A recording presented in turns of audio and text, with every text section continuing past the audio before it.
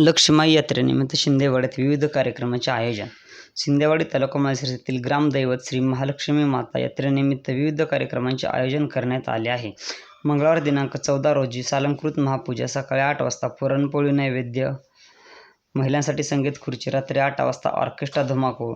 बुधवार दिनांक 15 रोजी देवीची सार्वजनिक महापूजा, देवीचा महानैवेद्य, कुस्तीचे मैदान. तसेच गुरुवार दिनांक 16 रोजी सकाळी 6 वाजता छबिना व देवीच्या प्रतिमेची मिरवणूक काढण्यात येणार असल्याचे श्री लक्ष्मी आई यात्रा समाजसेवा न्यास शिंदेवाडी यांच्या वतीने करण्यात आले आहे.